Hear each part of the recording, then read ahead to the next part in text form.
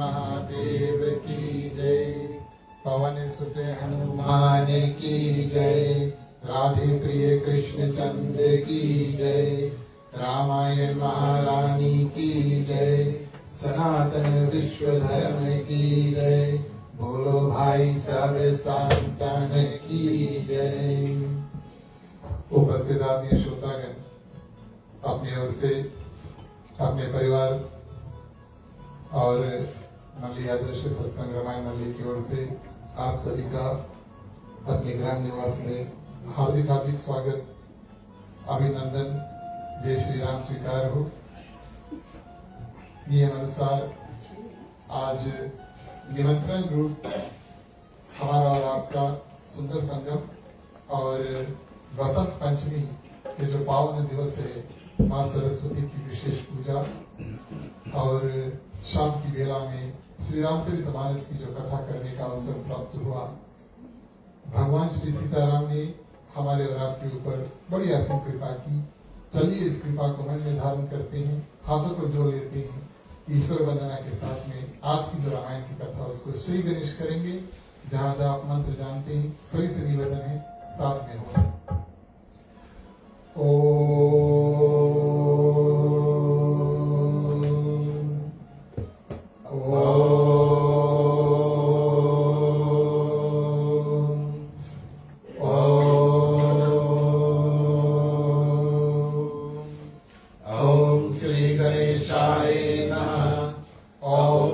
भगवते वासुदेवाय।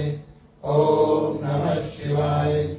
ओम भूर्भुवस्वः तत्सवितुर्वरेण्यं भर्गो देवस्य धीमहि धियो यो न प्रचोदयात्। सरस्वती नमस्तुभ्यं वरदे कामरूपिणि विद्यारम्भं करिष्यामि सिद्धि भवतु मे सदा। गुरुर्ब्रह्मा गुरुर्विष्णु गुरुर्देवो महेश्वरः गुरुर्साक्षात् परब्रह्मं तस्मै श्री गुरुवे नमः। त्वमेव माता च पिता त्वमेव बन्धु च सखा त्वमेव विद्या द्रविणं त्वमेव सर्वं मम देव देव। वासुदेवं सुतं देवं कंसचाणूरमर्दनं देवकी परमानंदं श्री कृष्णं वंदे जगद्गुरु। शांतकारं भुजं शयनं पद्मनाभं सुरेश्वरं विश्वधारं गगन सुदर्शनं मेघवर्णं सुहागं लक्ष्मीकान्तं कमलनयनं योगविद्यानिगमयं वन्दे विष्णु भवभयहरणं सर्वलोकैकनाथनम्। ओम शन्नो मित्रः शर्वणः शन्नो भवत्रमा शन्नो इंद्रो बृहस्पति शन्नो विष्णुरुक्रमः। नमो ब्रह्मणे नमस्तेवाय तमेव प्रतीचं ब्रह्मासि तमेव प्रतीचं ब्रह्मा वदिष्यामि नित्यं वदिष्यामि सत्यं वदिष्यामि। तन्वार्भवतु तत्प्रकारणोतु अवतु मां भवतु अवतारम्। ओम शांति शांति शांति। बोलिए श्री रामचंद्र की जय।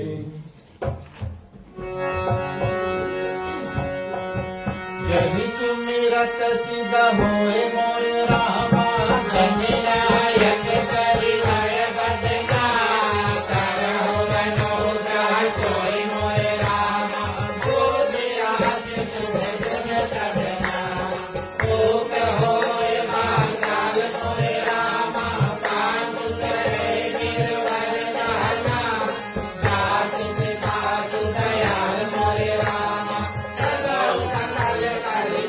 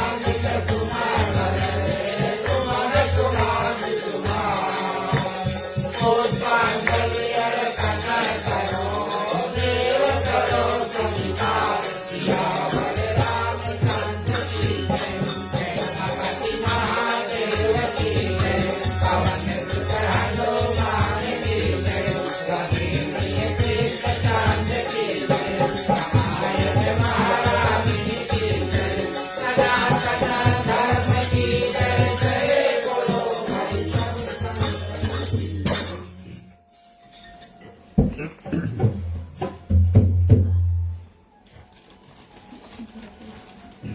धन्यवाद प्रिय श्रोतागण।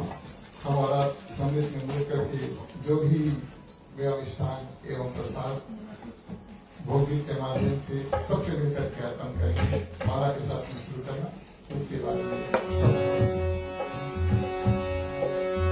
राम रसिया मोरे मन बसिया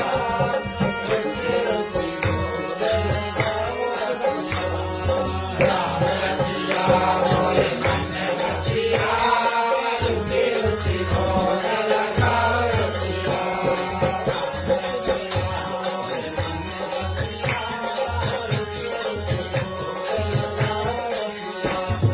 राम रसिया मोरे मन बसिया रुचि रुचि बोल लगा रसिया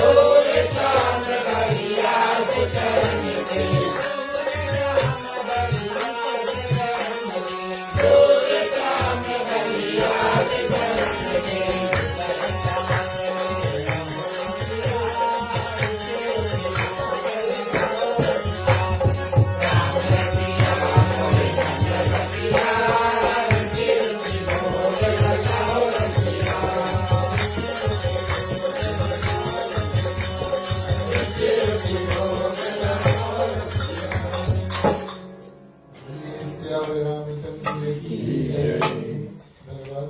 आगे बढ़ते हैं। चलिए, रामायण महारानी के प्रति संक्षिप्त में जारी है, उसको करेंगे। उसके बाद में भी श्री रामचरितमानस की जो पावन कथा उसमें प्रवेश करेंगे। हवन को आपको आगे करो, हवन कुंड के क्या करो।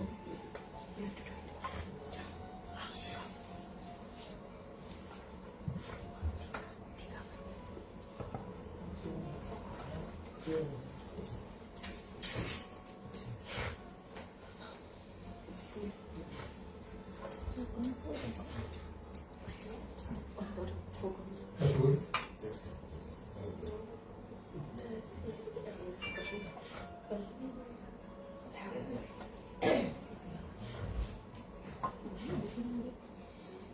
ओम अग्नि ज्योति ज्योति अग्नि स्वाहा। तीन बार घुमा के छोड़ो।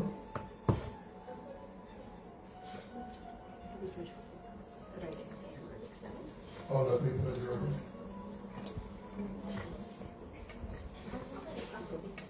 ठीक है, पानी उठाओ। तीन बार आचमन करना। ओम नारायणाय नमः, ओम माधवाय नमः, ओम केशवाय नमः। हाथ जोड़ के नमस्कार बोलिए। अग्निदेव भगवान की जय। घी क्या होगी सब करेंगे।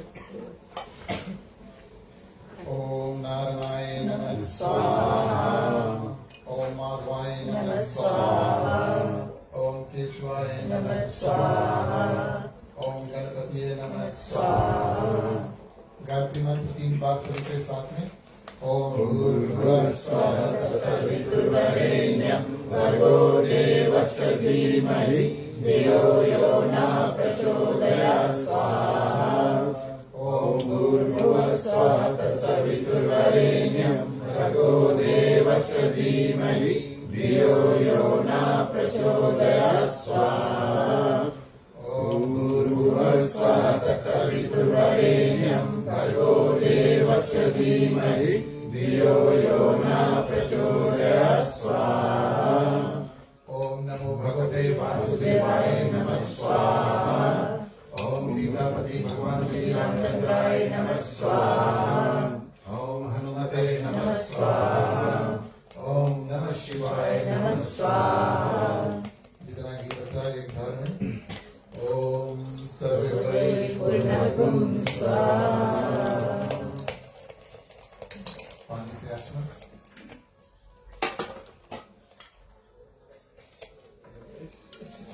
हाथ जोड़ के नमस्कार बोलिए। अग्निदेव भगवान की जय। आगे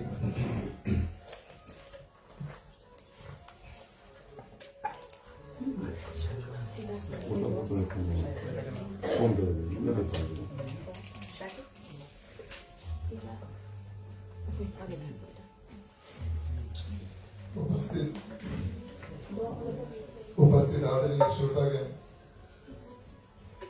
श्री सीताराम के चरणों में कोटिशवार प्रणाम।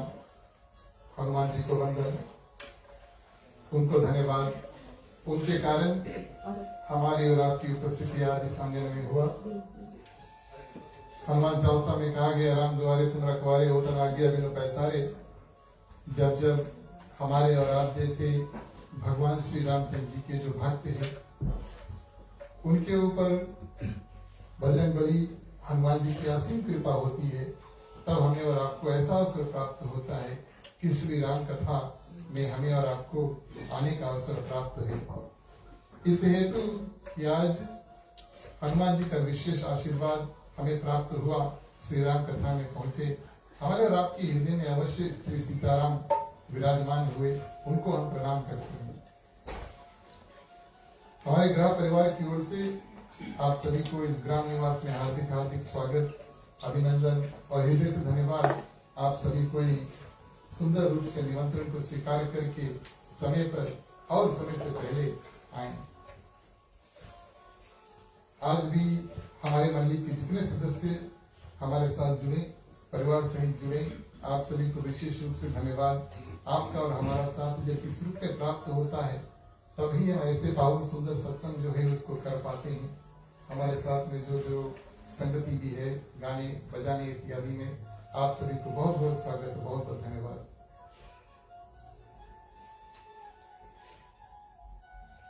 पधारे हुए भक्तगण, दूर निकट से आए हुए, भगवान की कृपा आप सभी के ऊपर रहे।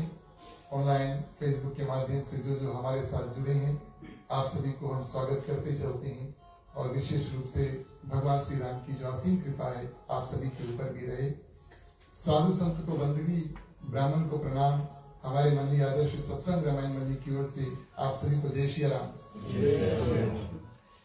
प्रिय श्रोतागण, लगभग 10 सालों से प्रयास करते करते हम और आप रामचरितमानस के गोस्वामी तुलसीदास के जीवन चरित्र से लेकर बालकांड और 6 कांड संपूर्ण करके उत्तरकांड में आकर के और उत्तरकांड जो है उसको ही संपूर्ण ही करने वाले हैं। 10 साल हमें लगा इधर से उधर जाने में। बड़ी विशेष रूप से प्रिय श्रोतागण, आप सभी का जो साथ है उसको प्राप्त करके हम इस मुकाम तक पहुंचे हैं। आज की कथा उत्तरकांड मैंने पहले भी कहा, इसको रिवीजन कांड कहा गया है।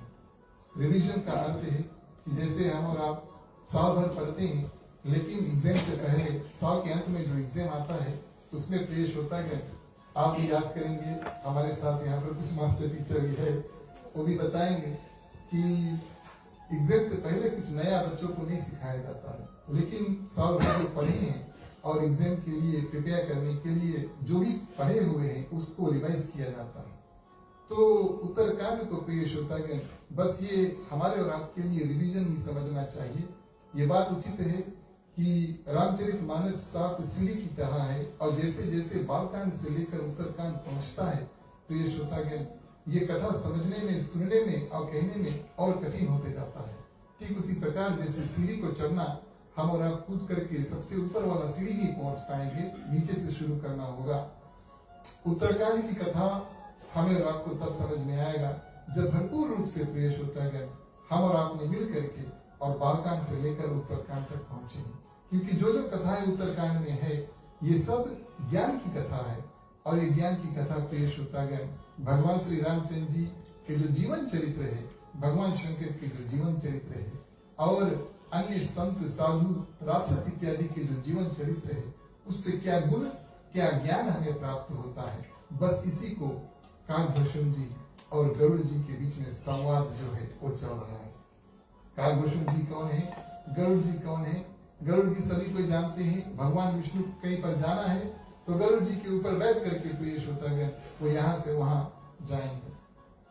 काकभूषण जी एक ऐसे पक्षी है, कौवे के रूप में प्रिय श्रोतागण नीलगिरी पर्वत पर स्थिर है और ऐसे पावन दिव्य स्थान उच्च गति जो है भगवान श्री रामचंद्र जी ने उनको प्राप्त कराया कि उनके आश्रम में पहुंचते ही प्रिय श्रोतागण गरुड़ जी के जितना संशय था वो सब मिट जाता है।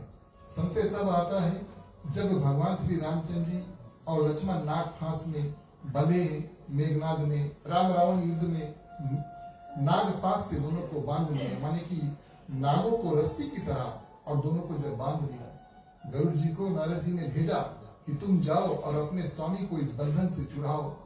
गरुड़ जी गए तो अपने स्वामी यानी भगवान श्री रामचंद्र जी को बंधन से तो छुड़ा दिया, लेकिन लौटते समय उनके मन में ये संदेह हुआ, अगर ये जगतपति भगवान विष्णु के अवतार होते तो इनको मेरी सहायता की आवश्यकता क्यों पड़ती, मेरी मदद की आवश्यकता क्यों पड़ती? ये तो पारब्रह्म परमेश्वर है। इस मोह को प्रिय श्रोतागण, इस संदेह को मिटाने के लिए साक्षात भगवान शंकर ने और गरुड़ जी को काकभूषण जी के आश्रम में भेजा और ऐसा दिव्य स्थान नीलगिरी पर्वत जहां पर पहुंचते ही जितना संशय था सब कुछ समाप्त हो गया। बड़े सुंदर और बड़े पावन रूप में प्रिय श्रोतागण काकभूषण जी और गरुड़ जी के बीच में ये जो राम कथा का अंतिम संवाद है वो हो रहा है। 4 अलग अलग लोग रामचरितमानस में राम कथा प्रिय श्रोतागण कहते हैं और अंतिम स्वरूप कथा जो है, पुण्य स्वरूप कथा जो है, ये तो चिड़िया के बीच में होता है।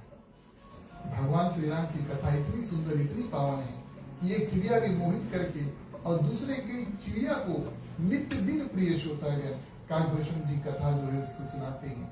जैसे हम और आप मनुष्य रूप में कथा सुनते हैं और सुनाते हैं, उसी प्रकार काकभूषण जी कौवे के रूप में पक्षियों को यानी कि चिड़िया को प्रिय श्रोतागण कथा सुनाते हैं। और चिड़िया जब कथा सुनते हैं, आप सभी जानते हैं, इधर से उधर उड़ती हैं, तो मनुष्य की तो छोड़ो, लेकिन चिड़िया भी प्रिय श्रोतागण भगवान श्री रामचंद्र जी का जो गुणगान है और बड़े सुंदर रूप से करते हैं। रामचरितमानस की जो राम कथा है, काकभूषण जी ने गरुड़ जी को बड़े सुंदर रूप से सुनाया। उसके बाद में प्रिय श्रोतागण ये कथा भगवान श्री रामचंद्र जी की कृपा से कैसे काकभूषण जी को प्राप्त हुआ, और ये कथा प्रिय श्रोतागण प्रसंग का उत्तर काकभूषण जी का, गरुड़ जी का जो प्रश्न का उत्तर है, काकभूषण जी बारी बारी से देते हैं और बात यहाँ पर आती है चारों युगों के बारे में। काकभूषण जी गरुड़ जी जब बात करते हैं तो काकभूषण जी कहते हैं कि मैं एक ऐसा पक्षी हूँ, मैंने चारों युगों में जिया है, सतयुग, त्रेता, द्वापर, कलयुग। और सतयुग में सभी कोई योग यानी कि अभ्यास करते हैं, प्रैक्टिस करते हैं, जप इत्यादि करते हैं, भगवान श्री हरि का ध्यान करते हैं, तब वो भवसागर से पार होकर के मुक्ति को प्राप्त करते हैं। तो ये सतयुग का नियम था। सतयुग के बाद में आता है त्रेता युग, और त्रेता युग में प्रिय श्रोतागण यज्ञ यानी कि हवन को विशेष माना गया है। तो हवन यानी कि यज्ञ को करके और सभी कोई भवसागर से पार होकर के मुक्ति का रास्ता जो है उसको अपनाते हैं। त्रेता के बाद में आया द्वापर। द्वापर में प्रिय श्रोतागण चरण सेवा यानी कि भगवान श्री राम, भगवान श्री कृष्ण की जो चरण सेवा है उसको करके मनुष्य संसार को तर जाते हैं और कोई दूसरा उपाय नहीं। लेकिन बात आई कलयुग की, और कलयुग की विशेषता जिस युग में हम और आप प्रिय श्रोतागण जीते हैं। कलयुग में तो केवल श्री हरि के जो गुणगान है उसको करो और मनुष्य भवसागर से पार हो जाते हैं। ऐसा योग, ऐसा यज्ञ, ऐसा ज्ञान इत्यादि प्रिय श्रोतागण ना तो कलयुग में है, ना तो कलयुग में किसी के पास समय। इस कारण से कलयुग केवल नाम आधारा सुमिर सुमिर नर उतरे पारा। और ये कथा का मुख्य लक्ष्य प्रिय श्रोतागण, जैसे हम और आप एक किताब पढ़ते हैं तो शुरू से और अंत तक पढ़ेंगे, लेकिन ऐसा हो मूवी भी देखें, शुरू से लेकर अंत तक देखें, शायद जो अंतिम समय का जो कथा है या जो किताब की जो कथा है वो शायद थोड़ा ज्यादा ध्यान आए। इसी कारण से ये सब कथा प्रिय श्रोतागण गोस्वामी तुलसीदास जी ने बिल्कुल अंत में यानी कि उत्तरकांड में लिखा। कलयुग की मैं एक विशेषता आपको बताऊं। अन्य युग यानी कि सतयुग, त्रेता, द्वापर, कलयुग में मानसिक पाप और मानसिक पुण्य, मानसिक पाप और मानसिक पुण्य को प्रिय श्रोतागण समझना चाहिए।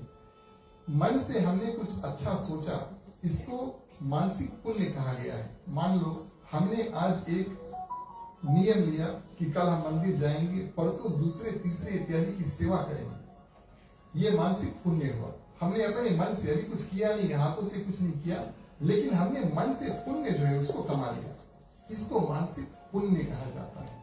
आपने कर्म नहीं किया लेकिन अच्छे कर्म के बारे में सोचा, ये मानसिक पुण्य है। और उसी तरह प्रिय श्रोतागण मानसिक पाप, हमने कुछ सोचा जो बुरा है, किसी के बारे में कुछ करने की, हिंसा इत्यादि के बारे में सोचा, तो इसको मानसिक पाप कहा गया है। गोस्वामी तुलसीदास जी यहाँ पर एक विचित्र बात कहते हैं, और कुछ संत अवश्य इसका विरोध भी करते हैं, कुछ इसकी समर्थन भी है, उसको भी करते हैं। लेकिन कहते हैं कि कलयुग में एक पवित्र प्रतापी महिमा जो है कि मानसिक पुण्य हमें प्राप्त होते हैं। यानी कि हम और आप जब कुछ पुण्य के बारे में मन में सोचें तो हमारे पुण्य की पूंजी में वो भर जाता है, भले हमने कर्म किया या नहीं किया, हमने कुछ अच्छा सोचा, उसका पुण्य हमें प्राप्त हो गया। लेकिन प्रिय श्रोतागण मानसिक पाप जो होते हैं उससे हमारा पुण्य का जो घड़ा है वो घटता नहीं। बड़ी सुंदर बात उन्होंने लिखा कि मन से अगर हमने कुछ पाप भी सोच लिया तो भगवान श्री हरि उनको भी माफ कर देते हैं। मन से सिर्फ सोचा, उसको इंजाम नहीं दिया, लेकिन कम से कम मन में भी सोचा तो उसमें प्रिय श्रोतागण और हमें हमारी जो पुण्य है वो घटता है। बड़ी सुंदर विशेष रूप से और इस कलयुग की महिमा जो है प्रिय श्रोतागण बतलाई गई है। ऐसे काकभूषण जी, गरुड़ जी प्रिय श्रोतागण का जो प्रश्न उत्तर चल रहा है, और काकभूषण जी से गरुड़ जी ने पूछा कि आप कौवे के रूप में कैसे आए, आप कौवे के रूप में कैसे आए, ये कथा हमें और हम सुनना चाहते हैं। और इस रूप में प्रिय श्रोतागण काकभूषण जी जो कौवे के रूप में स्थिर है, कहते हैं कि हे गरुड़ जी, एक जन्म मेरा अयोध्या में हुआ, और उस जन्म में प्रिय श्रोतागण ऐसा अकाल जो है वो पड़ता है, कभी बहुत ज्यादा झूरा यानी कि पानी न बरसे, ऐसा हुआ, और कभी इतना ज्यादा पानी बरसे कि सब बगल पानी यानी कि बाढ़ इत्यादि आ जाती, सब कुछ नष्ट हो जाता, या तो झूरा के कारण नष्ट हो जाता या तो अधिक पानी के कारण नष्ट हो जाता। और ये कौन से देश में प्रिय श्रोतागण होता है, ये कौन से देश में होता है, उसको कहते हैं अयोध्या। अब काकभूषण जी कहते हैं गरुड़ जी से कि मैं अयोध्या में रहता था, और मैं मनुष्य का रूप धारण किया था और यहाँ पर बाढ़ कभी झूला, कभी बाढ़ कभी झूला, सब कुछ नष्ट होता। और मैंने सोचा ये तो अयोध्या है, यानी कि भगवान श्री रामचंद्र जी की जन्मभूमि है। यहाँ पर भी दुख, यहाँ पर भी क्लेश होता है ना। तो सबसे थोड़ा आगे आ जाओ, जगह बहुत है, थोड़ा आगे आ जाओ।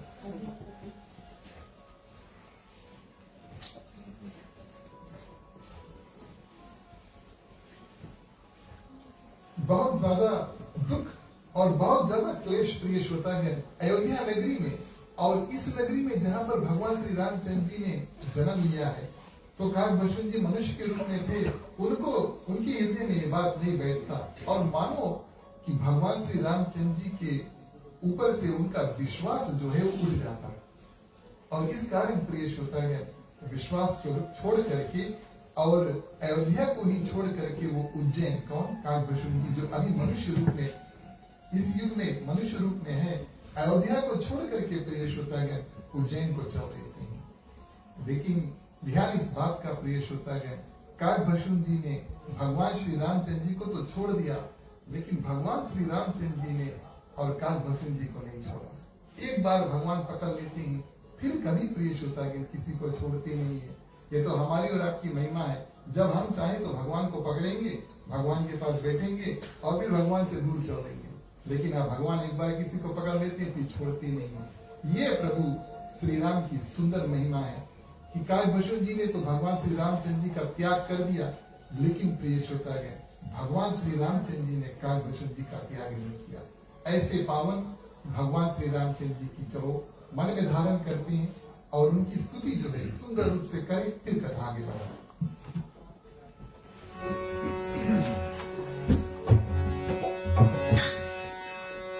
श्री रामचंद्र कृपालु भगवान हरन भाव भय भानु भाव कांद लोचन कांद मुख भय कांद भज कंकालु श्री रामचंद्र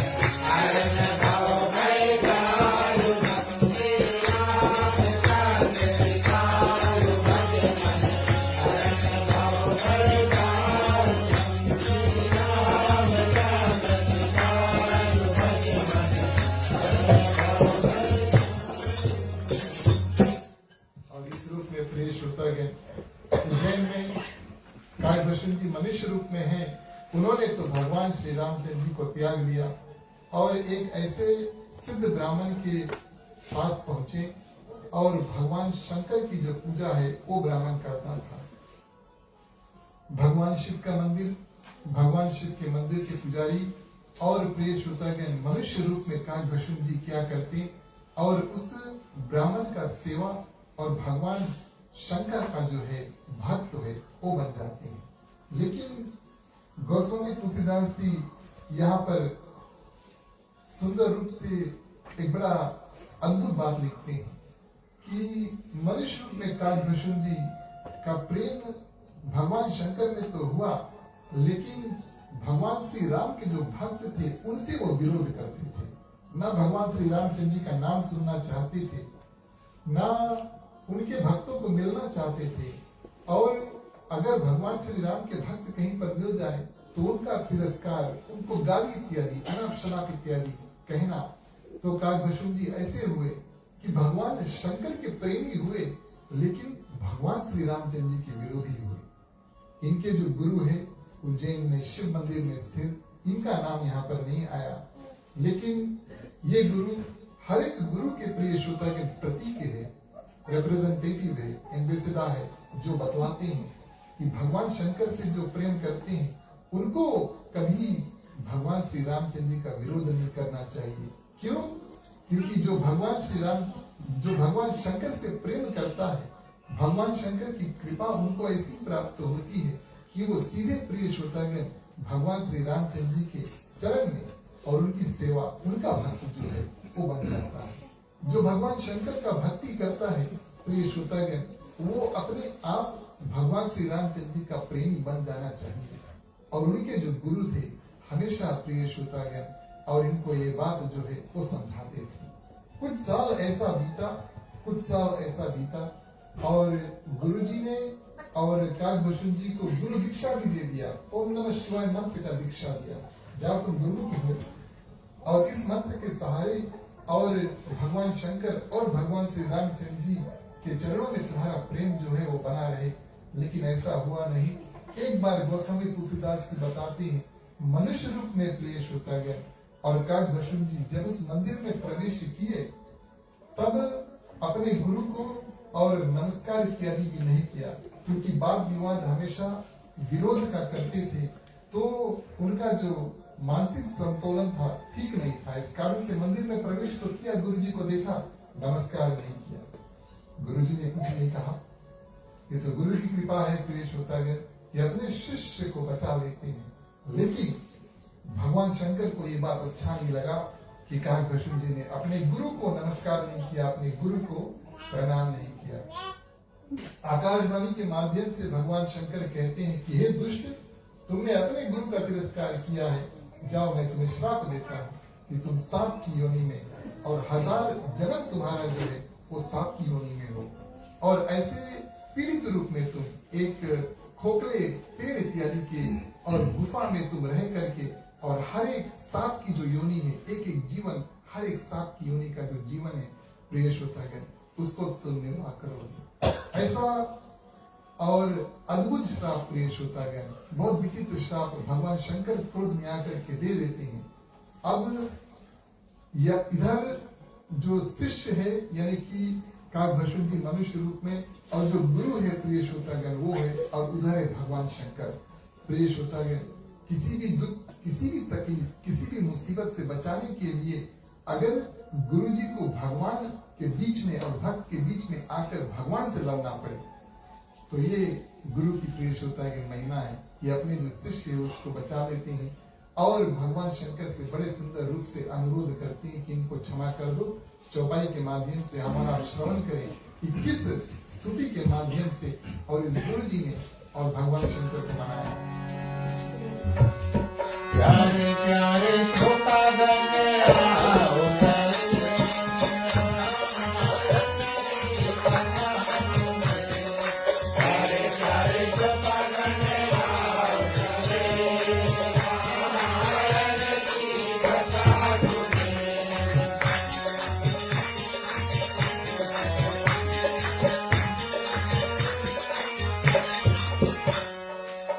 मंगल मेरा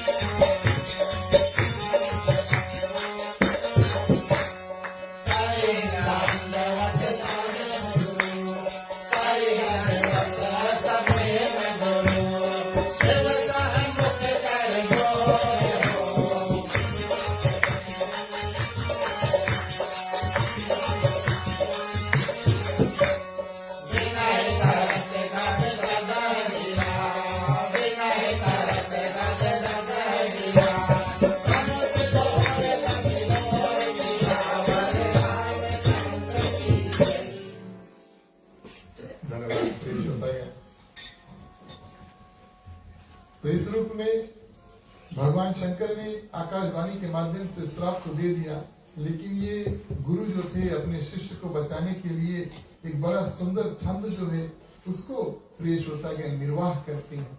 और इस छंद का नाम है रुद्र अष्टकम। और इस रुद्र अष्टकम के माध्यम से प्रिय श्रोतागण भगवान शंकर को मनाते हैं। ये बात हमें और आपको ज्ञान होना चाहिए कि जितने जल्दी से भगवान शंकर प्रिय श्रोतागण क्रोधित हो जाते हैं, उतने ही जल्दी से मान जाते हैं। बस हमारे और आपके पास मनाने का जो तरीका है उसको होना चाहिए। और मनाने का तरीका प्रिय श्रोतागण सरल भाव मन में और वाणी के माध्यम से प्रिय श्रोतागण भगवान शंकर की जो पूजा है, क्षमा याचना इत्यादि है। तो गुरु जी जो है अपने शिष्य के प्रति और भगवान शंकर से जो रुद्र अष्टकम है उनके माध्यम से करते हैं। नमामि शमीशम निर्वाण रूपम विभम व्यापकम ब्रह्म वेद स्वरूपम बीजम निर्गुणम निर्विकल्पम निराहम चिदाकाशमाकाश वासनम भजे हम। ये बड़ा लंबा चौड़ा और बड़ा सुंदर प्रिय श्रोतागण संस्कृत का जो छंद है इससे आगे भी है, लेकिन अवश्य जैसे कि मैं हमेशा कहता हूँ, मैं कुछ आपको सुना देता हूँ, बचा कुछ आप यूट्यूब के माध्यम से और इंटरनेट के माध्यम से अवश्य देख सकते हैं और पढ़ सकते हैं। लेकिन मैं आपको एक बात बताऊं, अगर हमें और आपको अब हम कहेंगे कि कलयुग में संस्कृत सीखना, इसके बारे में जानना थोड़ा कठिन है, लेकिन अवश्य कुछ कुछ मंत्र जो है उसको जानना अनिवार्य है। भगवान शंकर के जो उपासक है ऐसे ऐसे मंत्र जो है, ऐसे ऐसे छंद जो है, स्तोत्र जो है रुद्र अष्टकम के नाम से उनका ध्यान करें। और कैसे प्रिय श्रोतागण ध्यान किया जाता है, प्रैक्टिस मेक्स परफेक्ट। हमने और आपने जब जन्म लिया था तो किसी के पास प्रिय श्रोतागण पैदाइशी श्री हनुमान चालीसा इत्यादि जो है उसका ज्ञान नहीं था। अगर आज आपके पास है कि आप हनुमान चालीसा जो है बिना पढ़े और अपने बुद्धि के अनुसार श्रवण करके यानी कि याद करके और प्रिय श्रोतागण उसको गा सकते हैं, तो अभ्यास किया है। अभ्यास का मतलब प्रैक्टिस किया है। कहने का भाव ये प्रिय श्रोतागण कि ऐसे ऐसे जो सोचते हैं उसको भी सुन करके, उसको भी पढ़ करके, हाँ कुछ साल अवश्य लगेंगे, कुछ साल अवश्य लगेंगे, लेकिन जैसे अभी तक हमने और आपने कुछ कुछ मंत्रों का जो पकड़ है उसको लिया है, ऐसे ऐसे दिव्य जो मंत्र है भगवान शंकर की और जो भक्ति करना चाहते हैं उसको एक्सेलरेट कर देते हैं। रास्ते में तो हमारा सभी कोई है, लेकिन ध्यान देना इस बात का प्रिय श्रोतागण, जो रास्ते में सभी कोई चलते हैं, कोई माने रास्ते के किनारे गाड़ी पार्क करके खड़ा है और कोई 50 किलोमीटर पे जा रहा है, कोई 100 किलोमीटर पे जा रहा है भक्ति के रास्ते में। और कलयुग है, अवश्य उसी मोटरवे में कोई रिवर्स भी जा रहा है। इस रूप में प्रिय श्रोतागण और भगवान शंकर की बड़ी सुंदर स्तुति जो है उसको करते हैं बड़ा सुंदर रूप से। मैं आपको इसी एक नमामि शमीशम जो प्रथम दो पंक्ति है, जो दो लाइन है, उसके कुछ अर्थ समझाता हूँ, लेकिन एक निवेदन अवश्य करूंगा। भगवान शंकर में अगर आप प्रेम करते हैं तो अवश्य इसका जो वीडियो है, इसका जो ऑडियो है सुने। मैं आपको ये विश्वास दिलाता हूँ कि एक बार सुनेंगे आपकी देह में जो ऊर्जा है एक अलग प्रकार का हो जाएगा। मेरा बात विश्वास करना, आजमा करके देखना। ऐसा नहीं हुआ आगे मुझसे कहना। और बड़े सुंदर रूप से प्रिय श्रोतागण गुरु जी जो कहते हैं कि हे भगवान शंकर, आप मोक्ष देने वाले हैं, ब्रह्म स्वरूप हैं और वेदों के अर्थ साक्षात आप हैं। ईशान कोण यानी कि नॉर्थ ईस्ट के देवता प्रिय श्रोतागण भगवान शंकर हैं। 8 दिशाएं हैं और एक एक दिशा के अलग अलग देवता हैं। भगवान शंकर ईशान कोण यानी कि नॉर्थ ईस्ट के स्वामी जो है, जो सुंदर डायरेक्शन है देखकर इत्यादि पूजा इत्यादि जो हम करते हैं, उसके साक्षात देवता जो है प्रिय श्रोतागण भगवान शंकर है। आपके ऊपर माया का कोई प्रभाव नहीं पड़ता, किसी प्रकार की भेद इच्छा आप में है नहीं, दिगंबर है। दिगंबर का अर्थ प्रिय श्रोतागण क्या है कि आपके देह पर कुछ नहीं है, क्योंकि आकाश ही वस्त्र रूप प्रिय श्रोतागण आप धारण किए हुए हैं। इसका अर्थ दिगंबर हुआ।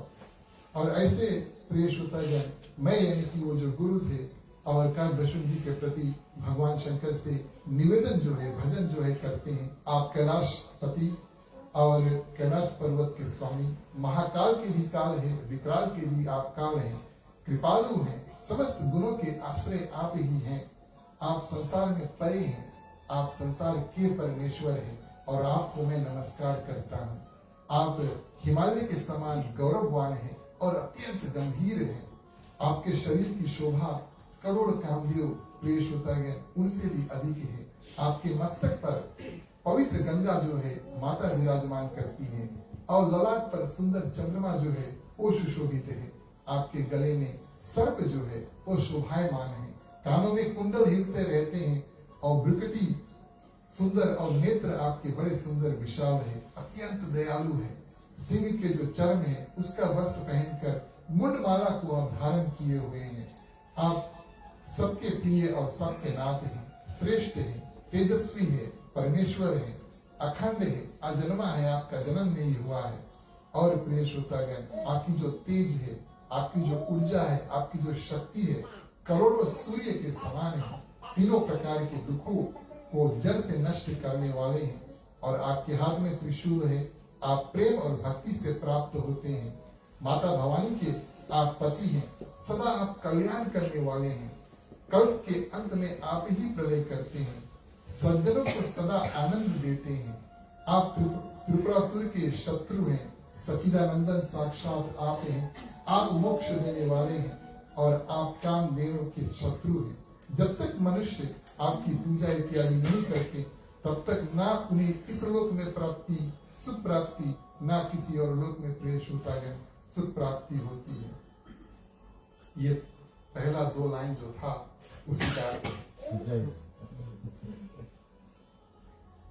तो अनुमान लगा सकते हैं प्रिय श्रोतागण उस गुरुदेव ने किस सुंदर भाव के साथ में इस रुद्र अष्टकम का जो निर्वाह है उन्होंने क्रिएट किया, उन्होंने बनाया। गोस्वामी तुलसीदास ने रामचरितमानस में इसके बारे में लिखा। मैंने कहीं से लेकर नहीं आपको दिखाया।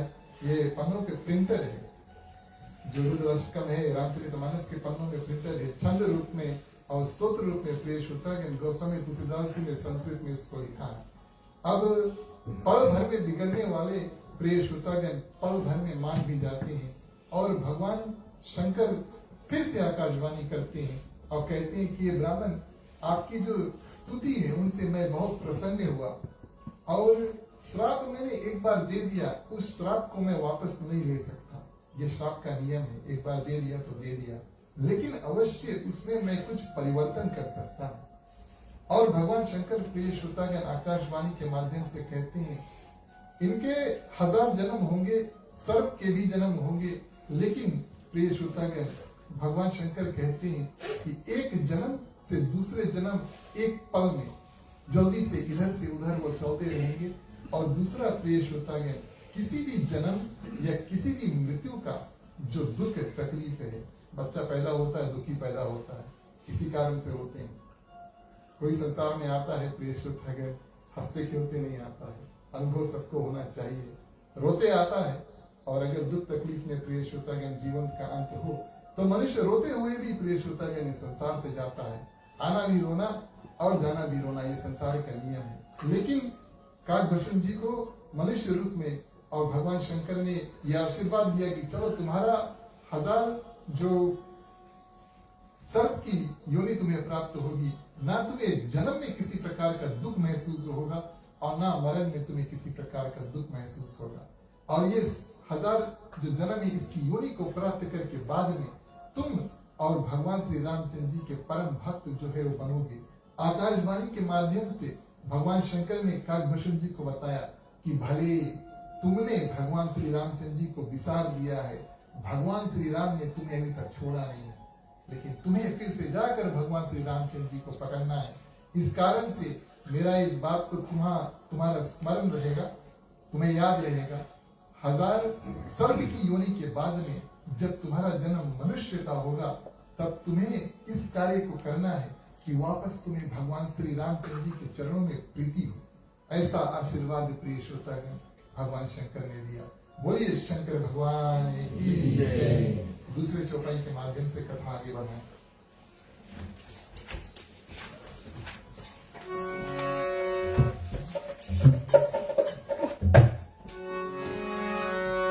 कलयुग केवल नाम आधार,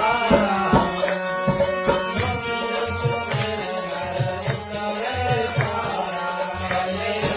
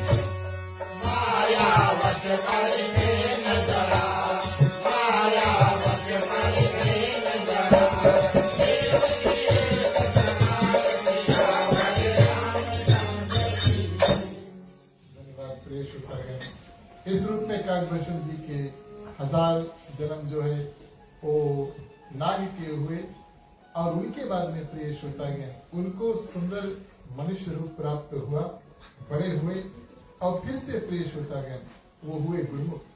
इस बार गोस्वामी तुलसीदास जी ने और उस गुरु जी का नाम अवश्य रामचरितमानस में लिखा, उनका नाम था लोमश ऋषि।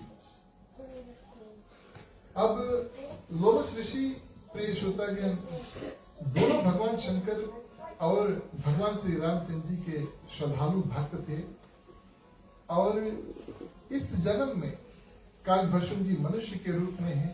उनको भगवान से इस रूप में प्रीति है, एक रूप में प्रीति है और दूसरा रूप में प्रीति नहीं है।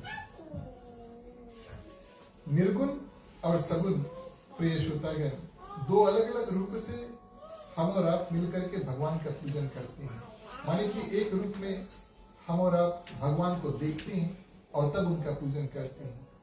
मूर्ति हो मन में धारण कर लेते हैं, चित्र मन में बना लेते हैं, भगवान का ध्यान करते हैं कि भगवान है, भगवान ऐसे दिखते हैं और तब हम उनका पूजन करते हैं। दूसरा रूप प्रिय श्रोतागण भगवान सभी ओर है, भगवान का कोई रूप कोई आकार नहीं है, सर्वशक्तिमान है लेकिन उनका कोई भी रूप नहीं है। तो इस जन्म में प्रिय श्रोतागण और काकभूषण जी मनुष्य के रूप से अपने जो गुरु थे लोमश ऋषि से हमेशा वाद विवाद करते हैं। वाद विवाद इस रूप में करते हैं कि लोमश ऋषि समझाते हैं कि भगवान दोनों निर्गुण और सगुण रूप में है, लेकिन काकभूषण जी सिर्फ एक ही रूप को मानते हैं जो दिखाई नहीं देता, मूर्ति इत्यादि नहीं है, भगवान सभी जगह पर है।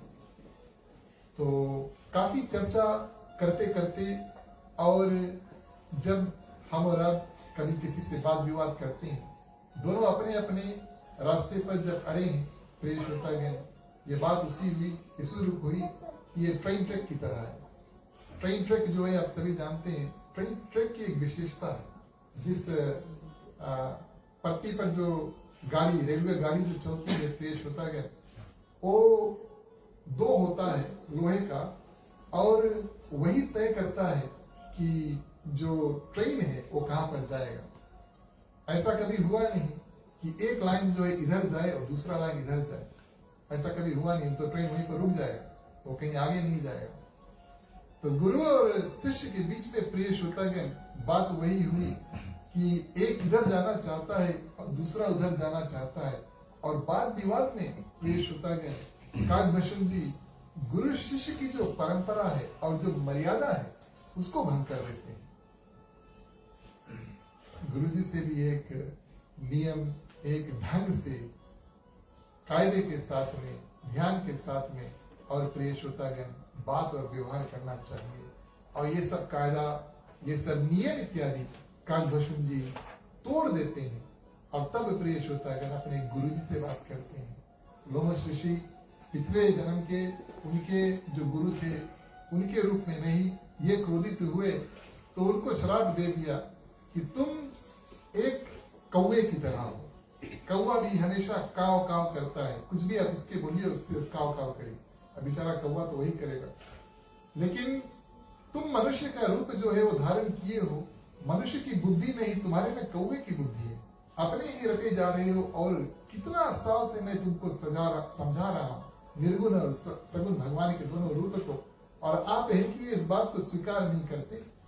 बिल्कुल कौवे की बुद्धि है तुम्हारी, इस कारण से चलो मैं तुम्हें श्राप देता हूं कि तुम इसके बाद में कौवा जो है वो बन जाओ। ये अंतिम प्रिय श्रोतागण श्राप जो है वो काकभूषण जी को मिला जो मनुष्य रूप में थे। इस समय प्रिय श्रोतागण काकभूषण जी बड़े प्रसन्न हुए और अपने गुरु के जो चरणों में जाकर प्रिय श्रोतागण गिर जाते हैं। और गुरु जी थोड़ा आश्चर्यचकित हुए और प्रिय श्रोतागण ये वाद विवाद करके मैंने इनको श्राप भी दे दिया, ये मेरे चरणों में गिर गए हैं। और तब प्रिय श्रोतागण काकभूषण जी ने बताया कि भगवान शंकर की कृपा से मुझे मेरे पुनर्जन्म की जो बात इत्यादि है वो सब याद है। और भगवान शंकर ने बताया था कि तुम्हारा जो अंतिम जन्म होगा और वो कौवे का होगा, और इसमें तुम्हें भगवान श्री रामचंद्र जी की प्राप्ति जो है वो होगी। तो आपने श्राप तो दिया, लेकिन मेरे लिए तो ये कोई श्राप नहीं है। आपने मेरे ऊपर बहुत बड़ा पुण्य कर दिया कि ये मुझे रास्ता दिया है कि अब इस जन्म के बाद में मेरा जो जन्म होगा उसमें मेरा जो परिचय है भगवान श्री रामचंद्र जी से होगा। प्रिय श्रोतागण, इस बात को सुनकर के लोमश ऋषि बड़े प्रसन्न हुए और काकभूषण जी को बड़े सुंदर रूप से उन्होंने आशीर्वाद दिया कि जाओ, तुम भगवान श्री रामचंद्र जी के बाल रूप में तुम्हारा सबसे ज्यादा प्रीति जो है वो होगा। भगवान श्री रामचंद्र जी जन्मे, बालक के रूप में खेले, मां सीता के साथ में जाकर के ब्याह किया, रावण का वध किया, लौट कर आकर के अयोध्या के राजगद्दी पर बैठे। ये 5 अलग अलग अवस्था भगवान श्री रामचंद्र जी की है। और भगवान श्री रामचंद्र जी का जो भक्त है ये हर एक अवस्था से प्रेम करता है, बालक की अवस्था हो या राजगद्दी की अवस्था हो। लेकिन हम और आप अपने मन में थोड़ी देर झांक करके देखें, अवश्य हमें कोई एक बालक से लेकर गद्दी पर बैठकर और उनको मिला करके कोई एक रूप बचा कुचा सही रूप से ज्यादा लगेगा, हमारी प्रीति उनसे ज्यादा होगी। या बालक रूप में भगवान श्री रामचंद्र जी को ज्यादा प्रेम करोगे, या जिस समय वो जाकर के माँ सीता से विवाह करते हैं प्रेम करोगे, रावण का वध किया उस समय ज्यादा प्रेम करोगे, या तो फिर अयोध्या की राजगद्दी पर आकर बैठा उस समय ज्यादा प्रेम करोगे। लोमश ऋषि ने कहा कि आपको सबसे ज्यादा प्रीति भगवान श्री रामचंद्र जी के बालक रूप में होगा। कौवे के रूप में आप अयोध्या में ही स्थिर रहोगे, और जब तक भगवान श्री रामचंद्र जी बालक अवस्था में है, आपको ये मैं आशीर्वाद देता हूँ कि आपको कोई रोकेगा नहीं, आपको कोई टोकेगा नहीं, बिल्कुल हवा की तरह। हम और आप रोक नहीं पाएंगे। वो जब जहां जैसे जाना चाहे प्रिय श्रोतागण वो जा सकता है, हवा की गति को कोई रोक नहीं सकता। और इस रूप में बिल्कुल हवा की तरह आप जहां जाना चाहते हो वहां जा सकते हो। कभी भी भगवान श्री रामचंद्र जी को मिलने से, उनके दर्शन करने से, उनसे बात करने से आपको कोई रोकेगा नहीं। जाओ, मैंने ये आशीर्वाद तुम्हें दिया। बड़े प्रसन्न हुए प्रिय श्रोतागण काकभूषण जी, और उनका जब ये मनुष्य का शरीर जब छूटा तो अंतिम शरीर प्रिय श्रोतागण उनका किसका हुआ? कौवे का प्राप्त हुआ। तो ये प्रश्न का उत्तर गरुड़ जी प्रश्न करते हैं कि आपको कैसे ये कौवा का शरीर धारण हुआ? तो काकभूषण जी विस्तार रूप में प्रिय श्रोतागण ये जो कथा है उसको बताते हैं। अंतिम चौपाई से प्रिय श्रोतागण आज की जो कथा उसको संपूर्ण करेंगे।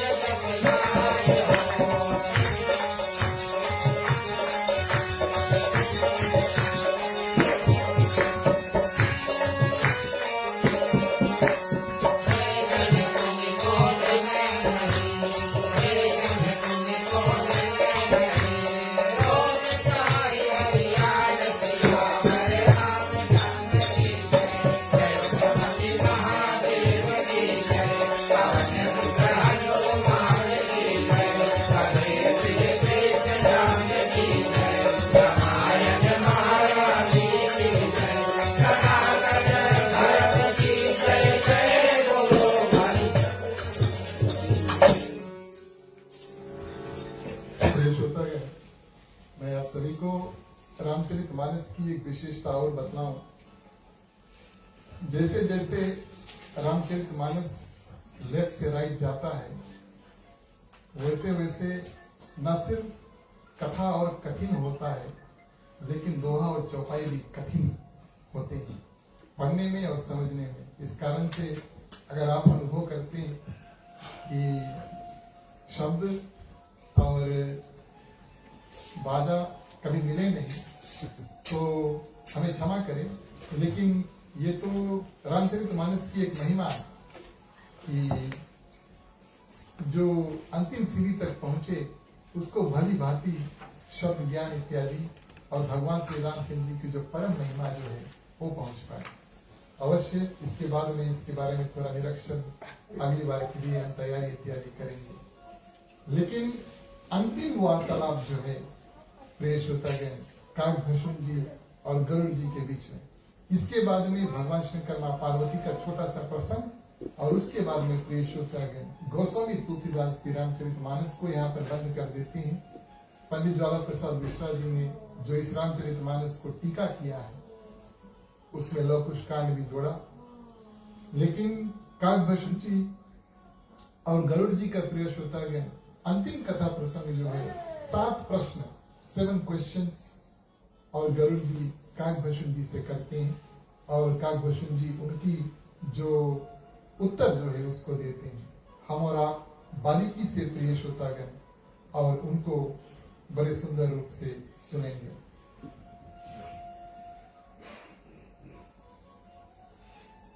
प्रथम प्रश्न जो है काकभूषण जी ने पूछा कि सबसे दुर्लभ कौन सा शरीर है, सबसे सुंदर सबसे उत्तम कौन सा शरीर है प्रिय श्रोतागण। दूसरा प्रश्न उन्होंने किया सबसे बड़ा दुख क्या है, तीसरा प्रश्न सबसे बड़ा सुख क्या है। और इसके बाद में प्रिय श्रोतागण आपने संतों के बारे में बताया, असंतों के बारे में बताया और उनके जो सहज स्वभाव है, उनकी बिहेवियर जो है, संतों के गुण जो है उसके बारे में आप बताएं। मन के रोग प्रिय श्रोतागण उनके बारे में बताने की प्रार्थना करते हैं और इस सुंदर रूप से प्रिय श्रोतागण विशेष कृपा जो है 7 प्रश्न जो है काकभूषण जी करते हैं, काकभूषण जी से करते हैं। इनकी कथा का नियम अंतिम समय प्रिय श्रोतागण सभी प्रश्न जो है एक ही बारे में पूछ दिया और काकभूषण जी ने सब प्रश्नों का उत्तर जो है और बारी बारी से दिया। सर्वप्रथम कहते हैं कि मनुष्य शरीर के समान कोई शरीर प्रिय श्रोतागण नहीं है। जिस शरीर को लेकर हम और आप यहाँ पर बैठे हैं ये सबसे दुर्लभ शरीर है और ये कह कौन रहा है, भगवान श्री रामचंद्र जी के प्रिय जो है काकभूषण जी। मनुष्य शरीर के समान कोई अन्य शरीर नहीं है और सब प्रिय श्रोतागण एक चींटी भी अगर हमें देखे, एक कुत्ता भी अगर हमें देखे तो वो भी मन में प्रार्थना शायद कर रहा होगा कि कब हमें इस योनि से मुक्ति मिले और मनुष्य की शरीर जो है उसको प्राप्ति है। क्योंकि मनुष्य के शरीर प्रिय श्रोतागण ये हमें 3 रास्ते जो है वो लेकर जा सकते हैं, एक नरक, दूसरा स्वर्ग और तीसरा प्रिय श्रोतागण साक्षात मोक्ष। गति के तौर पर पाप पुण्य के अनुसार संसार के आवागमन के चक्कर में से प्रिय श्रोतागण अगर हम निकल गए, अगर आवागमन के चक्कर में नहीं निकले तो फिर वही साइकिल ऑफ बेथ एंड रीबेथ इसी धरनी इसी पृथ्वी पर। लेकिन अगर मनुष्य के शरीर से प्रिय श्रोतागण निकल गए, पृथ्वी पर फिर से जन्म नहीं लिया, तो हमारा रास्ता हमें या तो नरक लेकर जा सकता है, या तो स्वर्ग लेकर जा सकता है, या तो सीधा वैकुंठ यानी कि मोक्ष की प्राप्ति है उसको करा सकता है। और प्रिय श्रोतागण मनुष्य शरीर में मनुष्य के पास कल्याणकारी जो ज्ञान है, वैराग्य है और भक्ति है, उसकी इस्तेमाल को करके, उसका ध्यान रख करके, उसको यूज करके प्रिय श्रोतागण मोक्ष की प्राप्ति या वैकुंठ की प्राप्ति या तो फिर स्वर्ग में जो जाना चाहते हैं ये सब कर सकते हैं। इस कारण से कहा गया कि मनुष्य शरीर सबसे दुर्लभ शरीर है, सबसे सुंदर शरीर है। इसके बाद में प्रिय श्रोतागण पूछा सबसे बड़ा दुख क्या है, और सबसे बड़ा सुख क्या है। संक्षिप्त में यहाँ पर भी कथा काकभूषण जी गरुड़ जी बताते हैं और तुलसीदास जी लिखते हैं, इस कारण से हम भी आपको संक्षिप्त में कथा बताते हैं। और दूसरा प्रश्न था सबसे बड़ा दुख क्या है, तीसरा प्रश्न था सबसे बड़ा सुख क्या है। जगत में दरिद्रता जो है वो सबसे बड़ा दुख है। दरिद्र व्यक्ति आप जानते हैं, मानो माँ लक्ष्मी उसको श्राप देकर उनके जीवन से छोड़ दी है, बड़ा दुख तकलीफ काटते हैं, पैसे इत्यादि की कमी है प्रिय श्रोतागण। और इस दुख तकलीफ में जो अपने जीवन को जीता है उसको दरिद्र कहा जाता है, और ये सबसे बड़ा प्रिय श्रोतागण दुख है।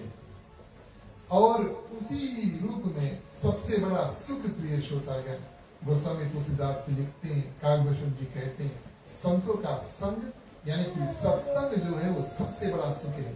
जब भी कभी हमें कोई अवसर प्राप्त हो, कोई संत, कोई ऋषि, कोई महात्मा, कोई पंडित, कोई ज्ञानी व्यक्ति की कथा जो है उसको सुने, या तो जाकर उनसे बैठ करके वार्तालाप करें, कीर्तन भजन इत्यादि को करें, उसको प्रिय श्रोतागण सत्संग कहा गया है। और ये संसार का सबसे बड़ा सुख है। जैसे कि मैंने शुरू में बताया, ये तो रिवीजन कांड है, ये सब कथा जो है पहले रामचरितमानस में हो चुका है। सबसे बड़ा दुख, सबसे बड़ा सुख प्रिय श्रोतागण सत्संग यानी कि संतों का संग, और मन वचन और शरीर से प्रिय श्रोतागण संतों का सहज स्वभाव है कि लोगों का देखभाल करो, मन से, कर्म से, शरीर से इत्यादि से। संत और असंत के बारे में प्रश्न करते हैं तो उसके उत्तर में काकभूषण जी प्रिय श्रोतागण फिर से ये भी रिवीजन है। संत और असंत के बारे में रामचरितमानस भरा हुआ है। ये पहली कथा नहीं है, बहुत ज्यादा कथा संत और असंत के बारे में रामचरितमानस में है। संत दूसरे के हित के लिए स्वयं दुख सह सकते हैं।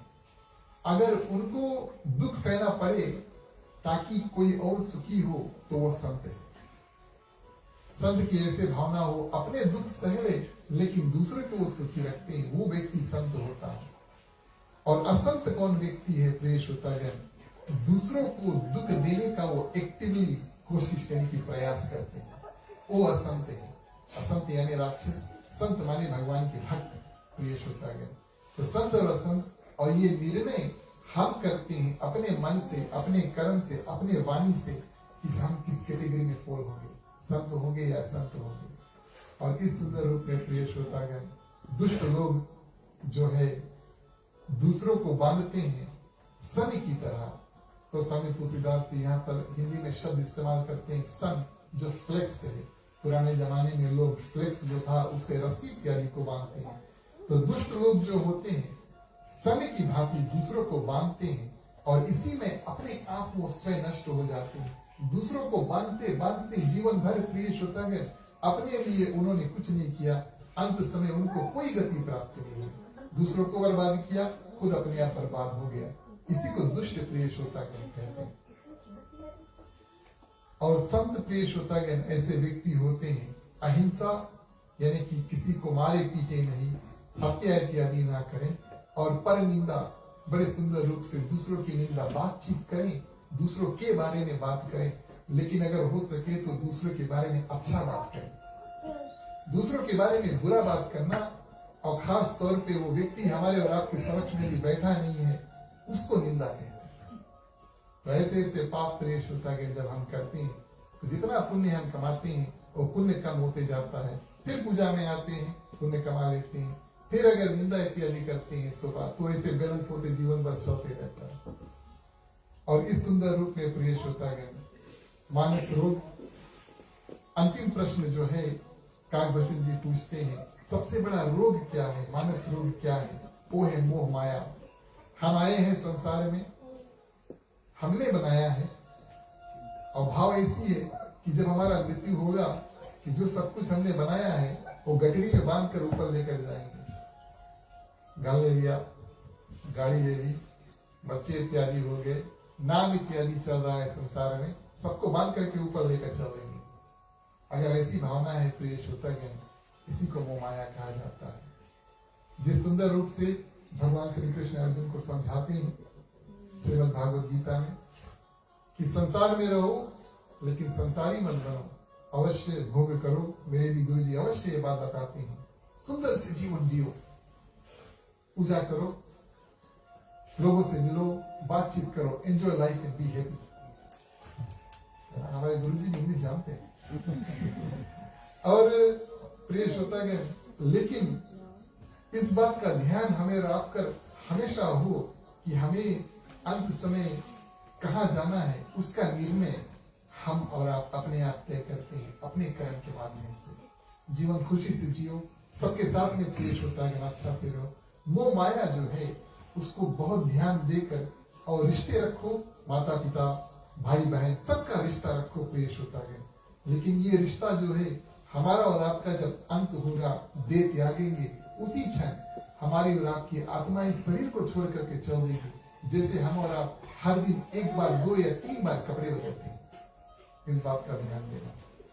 इसी शब्दों के साथ में आज की जो रामचरितमानस की जो कथा है उसको हम यहीं पर स्थगित करते हैं।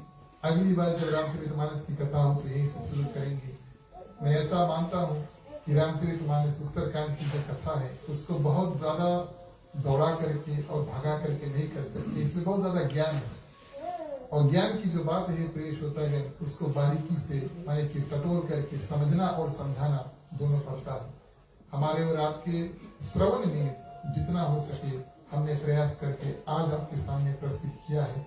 इसी जगह से कालभूषण जी, गरुड़ जी के बीच में जो 7 प्रश्न है, अगली बार जब हम और आप मिलेंगे तो कथा फिर से ही प्रारंभ करेंगे। आपने कथा को बड़े सुंदर रूप से और श्रवण किया। भगवान श्री रामचंद्र जी की कृपा आप सभी भक्तों के ऊपर हो। अब आप सभी से अनुरोध करेंगे कि खड़े हो जाएं, बारी बारी आप सभी पे आए, मुख्य श्रोता के बाद में आरती करें। बोले श्याम रामचंद्र की जय।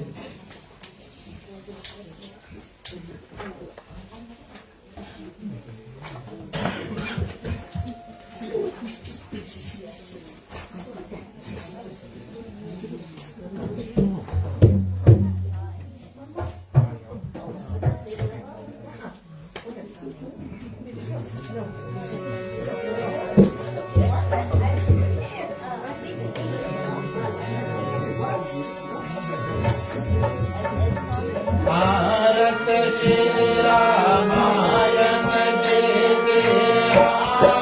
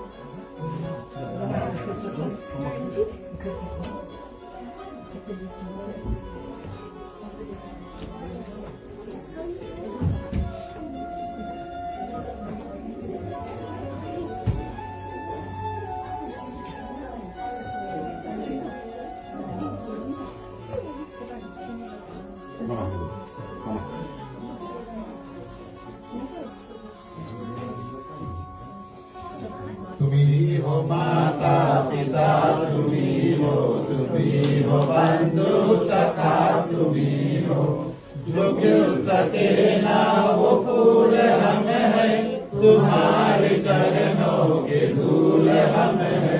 दया की दृष्टि सदा ही रखना, तुम्ही हो बंधु सखा तुम्ही हो साथी तुम्ही सहारे, कोई न अपना सिवा तुम्हारे।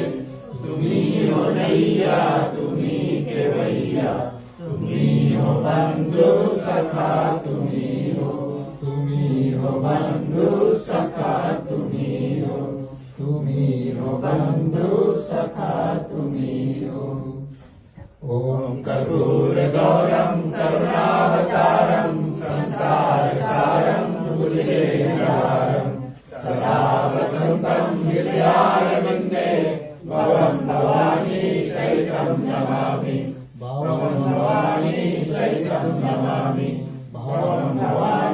चरितं नमामि। ॐ मंगलम भगवान विष्णु मंगलम गरुड़ मंगलम पुंडरीकाक्षो मंगलाय तनोहरि सर्वमंगल मांगल्ये शिवे सर्वार्थ साधिके शरण्ये त्र्यंबके गौरी नारायणी नमस्तुते नारायणी नमस्तुते नारायणी नमस्ते।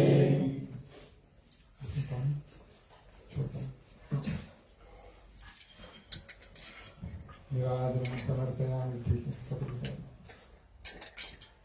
आरती दर्शन, आरती आगे करना।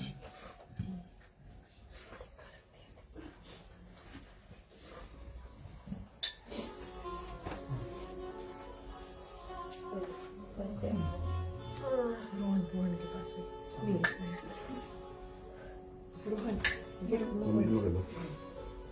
रोहन आज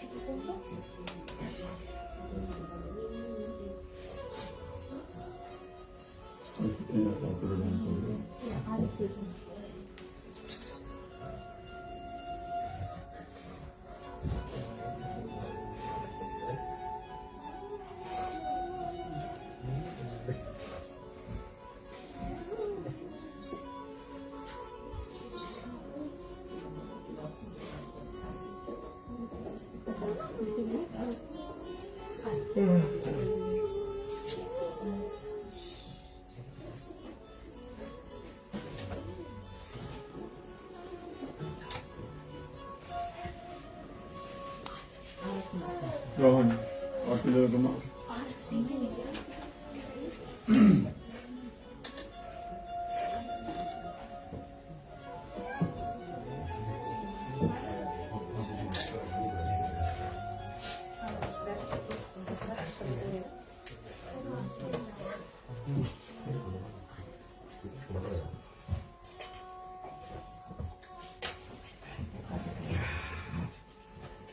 धन्यवाद प्रिय श्रोतागण। आप सभी से आग्रह करते हैं कि आप अपने अपने स्थान पर बैठ जाएं। बैठे बैठे बारी बारी आप सभी को अवश्य आरती का दर्शन जो है वो कर सकते हैं। आज का कार्यक्रम हम आगे बढ़ाते हैं। आज की पावन कथा को विराम करने का समय आया। चलिए सभी को मिलकर के विसर्जन करते हैं। बोलिए श्यावरी रामचंद्र की बोलो ओम नमः शिवाय नमः। बोलो ओम नमः शिवाय नमः। बोलो ओम नमः शिवाय नमः। बोलो ओम नमः शिवाय नमः। कथा विसर्जन होत है सुनो वीर हनुमान।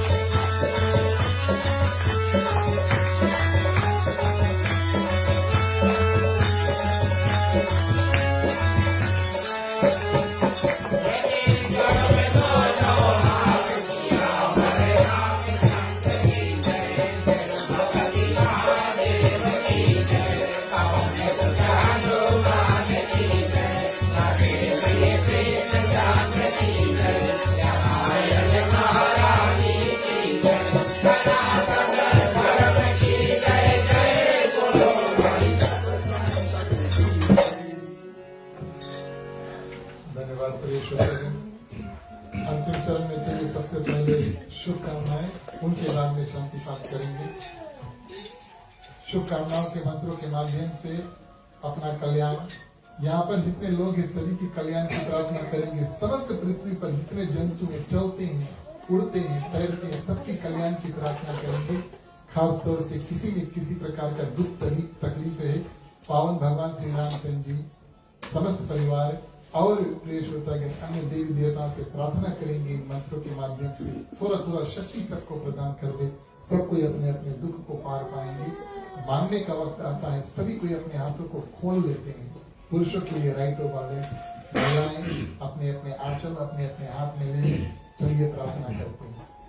स्वस्ति प्रजभ्यः परिपालयन्तः न्यायेन मार्गेण महिषा गोब्राह्मणेभ्यो शुभमस्तु नित्यं लोकाः समस्ताः सुखिनो भवन्तु सर्वे भवन्तु सुखिनः सर्वे सन्तु निरामयाः सर्वे भद्राणि पश्यन्तु मा कश्चित् दुःखभाग् भवेत् पौत्रनां सन्तु पौत्रनां निर्जनाः साधनाः सन्तु जीवन्तु शारदं सतमे मम जीवन्तु शारदं सतमे मम जीवन्तु शारदं सतमे मम।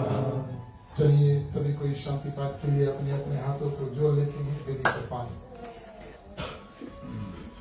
ओम शांति अंतरिक्ष ओम शांति पृथ्वी शांति आकाश शांति औषधया शांति वनस्पतया शांति विश्वदेवा शांति ब्रह्मा शांति सर्वो शांति शांति देवा शांति श्यामा शांति देवी।